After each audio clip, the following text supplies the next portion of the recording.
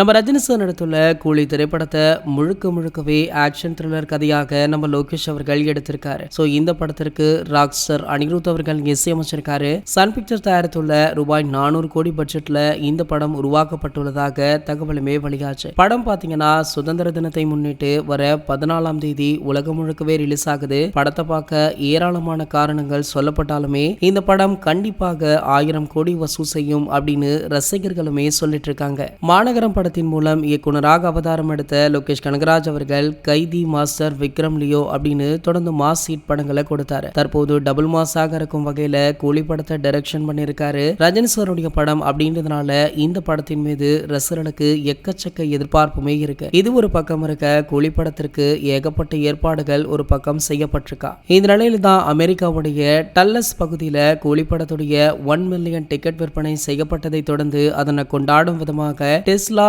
Night show நடைபெற்றிருக்கா. இந்த light ஷோவில் Tesla கார்கள் ஒலி, இசை மற்றும் வீடியோவுடன் தாண்டவம் ஆடியது போன்ற காட்சி இடம்பெற்றிருக்க வீடியோ சோசியல் மீடியாக்கள்ல படு வைரலுமே ஆகிட்டு இருக்கு. இதுல கூலி படத்துடைய ட்ரீசர் மற்றும் ரஜினி சாருடைய ஸ்டைல் பிரதிபலிக்குது. இந்த லைட் ஷோவை பார்த்த ரசிகர்கள் மட்டுமல்ல, பல பிரபலங்களுமே பிரமிச்சு போயிருக்காங்க. சூப்பர் ஸ்டாருக்கு வெளிநாட்டுல இவ்வளவு வரவேற்பா அப்படின்னு ஆடி போயும் இருக்காங்க. இது போன்ற சினிமா செய்திகளை பற்றி நீங்க உடனே தெரிஞ்சுக்க நம்மளுடைய சேனலை மறக்காம சப்ஸ்கிரைப் பண்ணிக்கோங்க.